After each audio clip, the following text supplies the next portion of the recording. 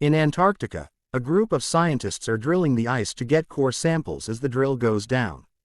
The ice starts to crack under their camp, and soon the drill starts to sink. Jason almost falls into the hole too. But Jack and Frank catch him just in time. Then Jack risks jumping over the crack to retrieve the samples. And when he jumps back, the ice breaks under his feet and he falls. Thankfully, he manages to use an axe to hold on, and his friends bring him back up to watch how the entire ice shelf is breaking.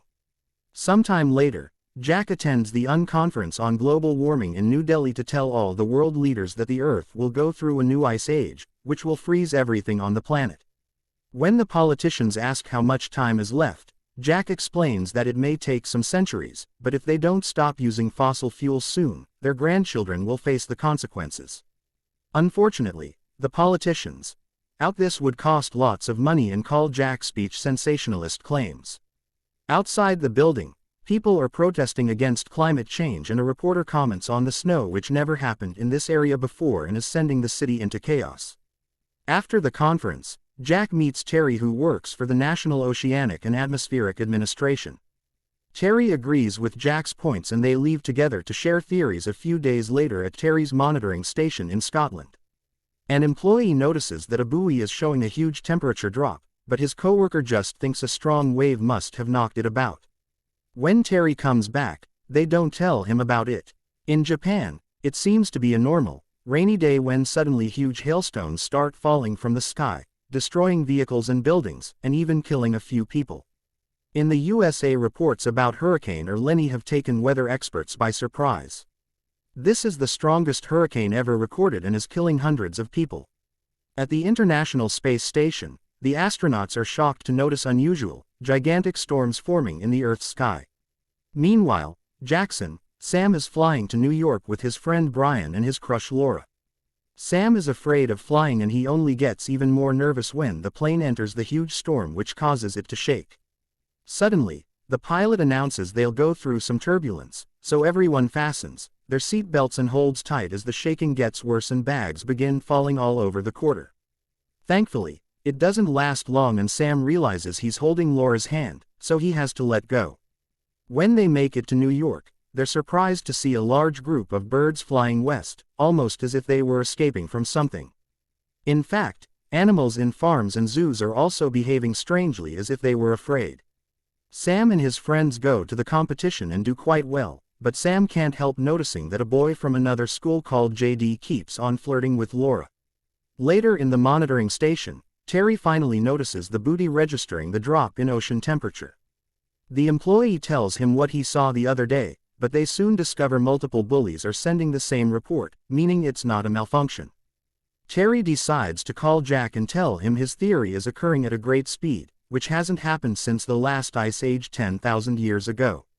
The only forecast model capable of plotting this scenario is Jack's. While newscasts inform that Hurricane Lenny is getting worse and the Coast Guard closed the beaches. A technician in a weather monitoring center in California is getting busy with his girlfriend instead of working. She suddenly hears a noise and gets scared, but it turns out to be the janitor. At that moment, the phone rings and the technician gets a distress call from a reporter in La who reveals that it's raining hailstones the size of golf balls. The technician checks the TV and learns that a tornado is starting to form in La, so he calls his boss to warn him.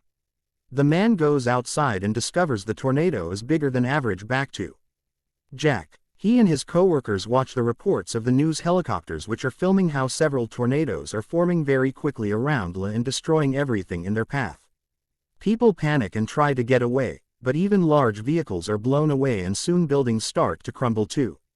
The weather monitoring center is also hit and barely gets to stand on the ruins afterward. Soon, the president orders the suspension of all air traffic, but 2 planes don't get back in time and crash in the Midwest. An emergency meeting is conducted at the Office of Global Change in Washington, D.C. and they share reports of strange and violent weather from all over the world. Thanks to Terry's confirmation, Jack can explain that this is happening because of the North Atlantic currents, which are affected by the polar ice that is melting due to global warming. He also mentions that it just started and it'll only get worse soon. However, a climate shift is still a theory, so Jack's boss gives him 48 hours to find proof to send to the government. With the help of Frank, Jason and NASA meteorologist Janet, Jack begins working hard on writing a good report to the point that he doesn't sleep for 24 hours. When he finally takes a break, his team manages to finish some calculations and they discover there are only 6 to 8 weeks before a new ice age hits the Earth. The next day, Jack gets a call from Sam who explains he's stuck in New York, because the not-stopping rain is flooding the city and has caused many closures. After he hangs up, he discovers that JD is offering his group to stay in his fancy apartment. While the bad weather still hasn't reached, DC people are already panicking and raiding the supermarkets. Jack gets to meet with the vice president and tells him the situation is critical, so they should start evacuating, but the vice president ignores him. Meanwhile, in Northern Europe, it has been snowing at a crazy speed for the last 24 hours with no sign of stopping. A search and rescue team is sent to retrieve the royal family, but the helicopters have zero visibility and end up flying in the eye of the storm. Soon, the chopper's instruments and blades start freezing, causing them to fall and crash. Only one pilot manages to survive, but as soon as he peeks outside, he is frozen to death. Terry hears of this incident and sends confidential data to Jack because he has a more powerful computer to analyze it. This is how they discover a hurricane forming over land, which isn't supposed to happen in New York. It's already been raining for 3 days and all trains have been suspended. The water is now pouring out of street manholes in Canada. The ocean rose by 25 feet in seconds and has caused terrible storms, too. In fact, there are reports of a tropical hurricane. Sam and his friends see these reports on TV right before the power goes out, and JD announces he wants to go pick up his brother, so he offers to give the group a ride, too. When they leave the building, they see that the city is in absolute chaos and the flood is rising. To make matters worse, employees in the locals who discover the wolves have escaped. Many people are rushing to hide in the National Library, although a homeless man isn't allowed inside because of his dog. Vehicles can't move anymore because of the water, and many people get stuck inside their cars. Sam's group begins running toward the library too, but Laura stays back to help a family in a car, getting her leg injured in the process. Suddenly, a huge tsunami appears out of nowhere and hits the Statue of Liberty before slowly engulfing the city, killing thousands of people. Sam runs back to the street to grab Laura and bring her into the library right before the wave covers the area and gets inside the library's first floor as well. Moments later, Jack finishes his calculations and calls Terry to inform him that the air is descending too rapidly, creating storms in Canada, Scotland and Siberia that are getting bigger and will reach other areas soon. Their estimation of 6 weeks have been wrong. It'll only take 48 hours for the new ice age to start. There's nothing they can do to stop it. They can only try to save lives. At that moment, Jack gets an alert of what's happening in New York and rushes to meet with his wife Lucy. In New York, all the survivors, including the dog, are trying to get comfortable in the library. Nobody has service on their phones, so Sam looks for a pay phone. He ends up descending into a flooded floor to find it and immediately calls his parents to tell them he's fine. Jack informs him of what's actually going on, asking his son to stay inside, because the storm will get worse and everyone outside will freeze to death. The water on this floor gets higher by the second and the flood reaches the ceiling, ending the call. For a second, Laura thinks Sam has drowned, but fortunately he manages to swim out. Then Laura searches for dry clothes for Sam and hugs him to share her body heat. Moments later, everyone starts hearing a strange noise, and when they look outside, they're shocked to see a cargo ship sailing through the flooded streets, crushing the vehicles under it.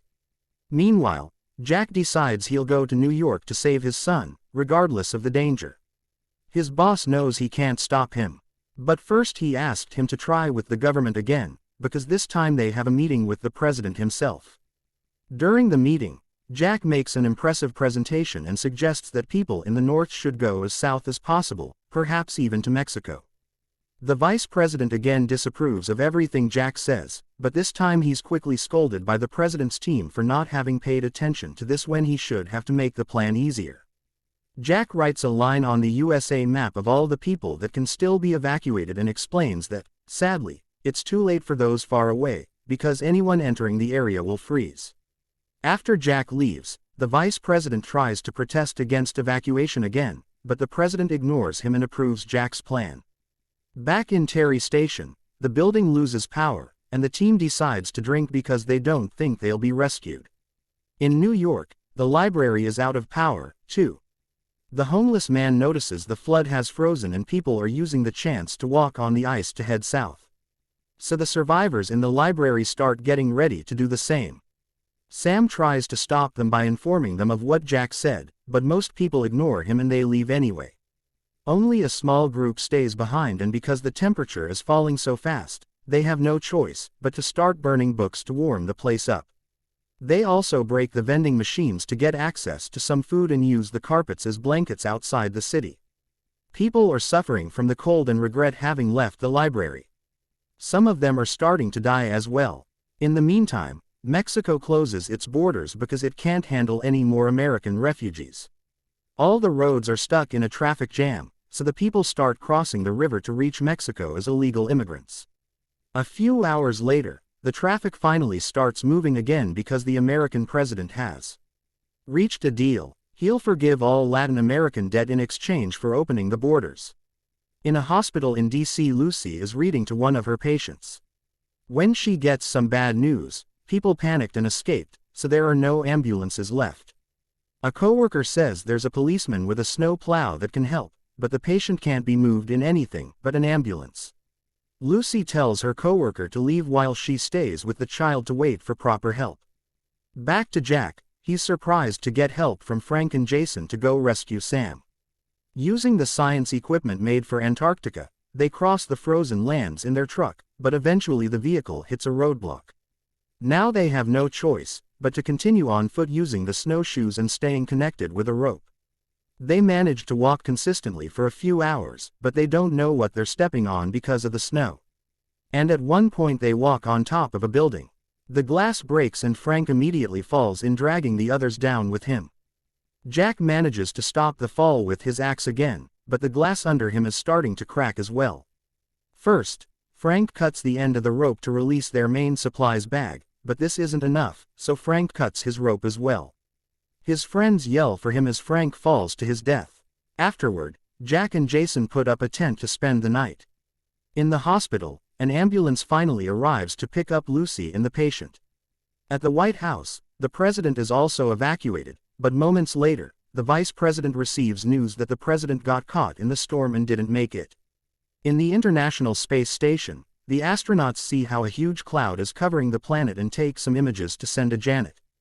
As soon as she sees them, she predicts that the Canadian storm will hit New York in an hour. At the library, Laura can't sleep, so Sam chats to her, finally admitting his feelings. Laura responds by kissing him. In the morning, the group discovers that Laura has fallen unconscious because of a fever. They look up the symptoms in a medicine book and check her leg, realizing that the cut from the other day has given her blood poisoning. The book says she needs penicillin immediately or she'll lose the leg. So Sam decides to go into the cargo ship to search for medicine, and Brian and JD volunteer to help. The trio reaches the ship quickly, unaware that their scent is being picked up by the wolves that escaped from the zoo. The door to the infirmary is locked, so Sam goes out a corridor window and carefully climbs around the wall. He breaks the infirmary window and comes inside, where he opens the door to his friends, and Brian finds the penicillin. Sam wants to go back immediately, but Brian and JD, out, they should get food as well. While they're in the kitchen, the trio is suddenly found by the wolves, who start chasing them through the ship. A wolf manages to bite Jason's leg, so Sam hits it on the head until it lets go of his friend and they close the door behind them. At that moment, the eye of the storm finally covers New York. Sam notices this and makes a plan. He'll lure the wolves out of the room, so his friends can lock the door. Then Sam crosses the wall outside to reuse the window, but he accidentally steps on broken glass and gets the wolves' attention sooner than planned. He quickly begins running, and after a few turns, he manages to lure them into a corridor and lock the door. The wolves go to the other end of the corridor to try to reach the kitchen, but Brian and JD have already locked that door too, and now they're collecting supplies. They put all the stuff in a wounded JD on a boat and drag it out of the ship at the same time that the buildings around them start freezing and falling. Brian, and Sam have to pick JD up and run into the library, where they enter the warm room right before the rest of the building freezes. The group immediately works on making the fire stronger. On the frozen landscape, Jack and Jason keep moving, but eventually Jason collapses due to exhaustion, and Jack has to drag him through the snow. When he discovers the eye of the storm, he immediately begins digging in the snow and finds an open vent through which he throws Jason and himself right before this area freezes too. A few hours later, Jason wakes up to find the tent up and a few fires going on. As soon as Jack sees him, he wants to keep going, not hearing Jason's idea to wait, because Jack thinks Sam may not survive for long. As Jack and Jason walk through the storm, they keep encountering frozen bodies everywhere. They only stop to sleep in the tent during the night, and Jack comments that humanity survive an ice age, but if they aren't more careful from now on, they won't survive this one. Sometime later, the International Space Station notices that the storm is dissipating in Europe and they finally get to see land again. At the same time, Jack gets out of the tent and sees that the skies have cleared. It's easier for him and Jason to walk now, and they soon reach New York, finding the Statue of Liberty completely frozen and a bunch of ships stuck in the ice. When the GPS indicates they're standing on top of the library, Jack is devastated to realize the sun may have been buried by the snow. Refusing to give up, the duo manages to find an opening in the snow and enter the building through a window. As they look around, they start to lose hope, but eventually they see light under a door and open it to find the group alive, and even Laura is feeling better. Sam and Jack quickly reunite with a warm hug. Sometime later in Mexico, the vice president has taken over as the new president, and after hearing about the survivors in the library, he announces on TV that he was wrong and that he will be initiating a major rescue operation to retrieve people stuck in the northern states. Soon, the helicopters reach New York and take the group away, including the dog. They also found many survivors in the other buildings. In the International Space Station, the astronauts watch the Earth and notice that it is the clearest air they've ever seen. Make sure to subscribe and turn on notification, so you can watch more videos like this. Thanks for watching.